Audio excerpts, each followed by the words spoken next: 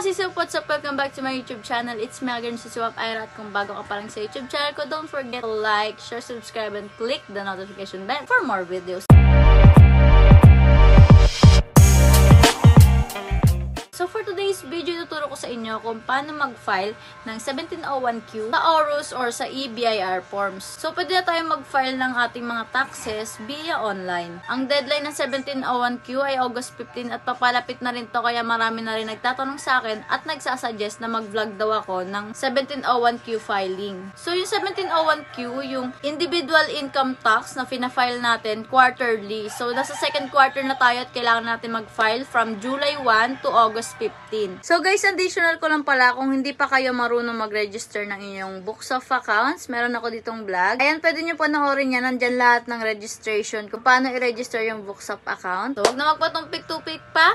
Let's get started. So, in mga sisiwap, ang daming nagsasabi na hindi na daw mapindot yung dating link or yung dating form ng EBIR form. So, ito yung gawin nyo para mahanap nyo yung EBIR forms. Punta kayo muna sa website. Search nyo is bir.gov.ph and then mapupunta kayo sa website ng BIR. I-search nyo ang EBIR forms. Pag na-search nyo na, ang unang lalabas is home, tas EBIR forms. Punta kayo sa home. Pag nakarating kayo sa home, nasa baba nun yung EBIR forms. Makikita nyo sa baba, ayan, offline EBIR forms package. Click nyo yung click here, yung here mismo na kulay blue, i-click nyo yan para lang kayo nagda-download ng kung ano-anong merong sa laptop nyo. So, pag na-click nyo na yan, pindutin nyo yung folder. Pindot nyo yung folder, mapupunta kayo sa pinaka-files nya. Click nyo lang yung application na yan, tas may lalabas dyan na next. So, ina-next natin siya. Next lang ng next hanggang sa mapunta ka sa install. Once na mapunta ka sa install, lalabas next dyan is finish. So, finish nyo siya. And then,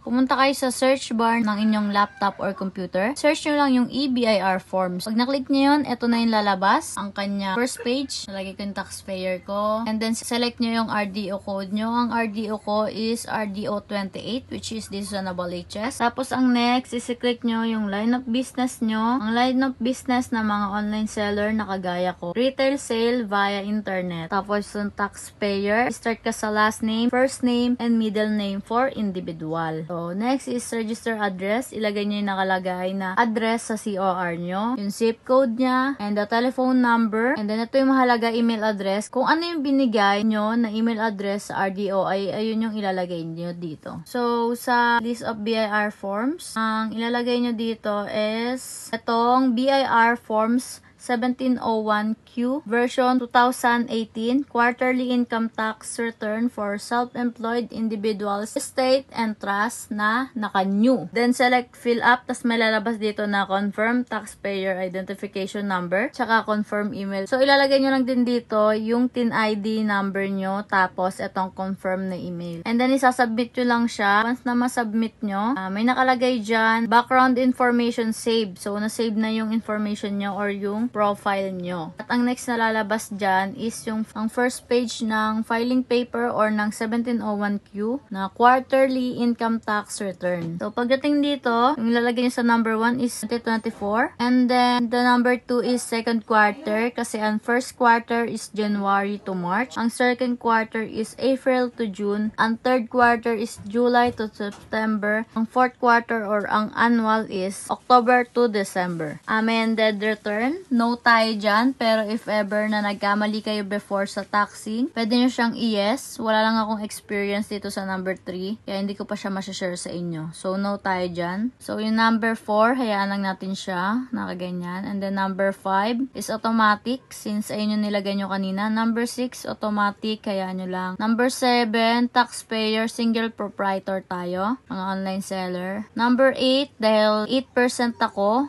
etong pipiliin ko, business income, 8% IT rate. Number 9 and number 10, automatic. 10A, automatic. 11, lalagay ko ang aking date of birth. Number 12, automatic din yan. 13, citizenship, Filipino. 14, 15, if meron kayo foreign tax number, 14, lagay nyo. If wala naman, hayaan nyo lang siya. 15 is lagyan natin ng no. 16, dahil 8% nga ako, ito ang pinili ko. 8% on gross sale, receipts and other non-operating income. So, number 17, 17 to 25. If ever may mga spouse na kayo, pwede nyo siyang fill upan. Pero if ever hindi nyo siya fill upan, okay lang din naman. Number 26 to 31, part 3, total tax payable. So, wag natin to fill upan kasi kung ano yung fill upan natin sa part 2 or sa page 2 ng 1701Q na to is mag-automatic siya dito sa 26 to 31. Part 6, which is 32 to 35, wala tayong gagawin dyan. Next na natin. So, eto na yon. Once na mapunta kayo sa second page, 8% iterate kayo, 8% non-bat yung pinili nyo, proceed na agad kayo dito sa 47 to 54. Ng 47, kung magkano yung income nyo ngayong quarter. So, ang nilagay ko dyan is 27,610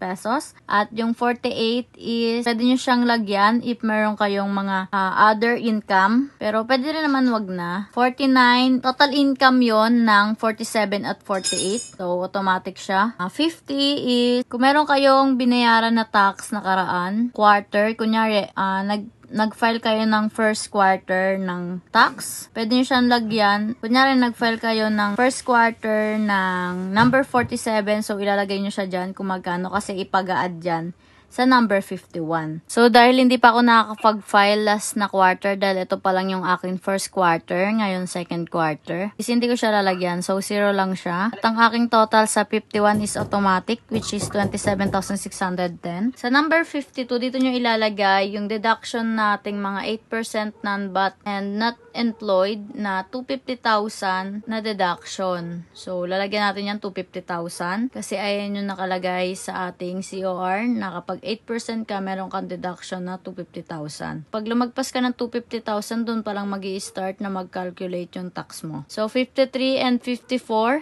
which is automatic siya. Nakita nyo, wala akong binayaran na tax, wala akong babayaran na tax. Kasi hindi pa ako umaabot ng 250,000, 27,000 pa lang. So, nakikita nyo, meron pa akong tirang 222,000. Kumala nyo, lumagpas dyan yung sales ko next na quarter. So, magkakaroon na ako ng tax. So, after nyan, wala tayong ibang gagawin, kundi in-next na or i-submit. Ang una natin gagawin is validate. Validate natin siya. After nun, i-save natin, tsaka i-submit. At yes lang natin to. Once na ma-yes natin yan, mag-loading yan. So, after na may lalabas dito na TOSA o TOSA, okay lang natin siya. Once ma-okay natin siya, so walang lumabas na iba. So, submit natin ulit siya. May lalabas dyan na sending your tax return. Okay lang natin. Sabay mag-loading ulit siya. At pag meron na kayong nakitang ganito na submit successfully, ibig sabihin okay na siya. Need mo na lang pumunta ng email para makuha mo yung confirmation sa email.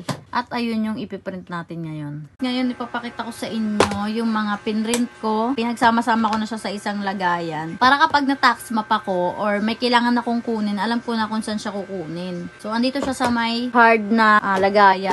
Matigas para hindi siya nayuyupe kapag nauupuan or what, hindi rin siya nililipad. So, ito yan. Nilagyan ko na rin siya ng label, filing papers. Nandito yung aking resibo. Tapos, ito, pinread ko na rin to. 1701Q na papers. Tatlo yan. Itong first page, second page, tsaka ang email. Tapos, dito ko na rin nilagay yung aking sales. Sama-sama yan dyan. Para kapag hinanap ko siya, isaan lang siya.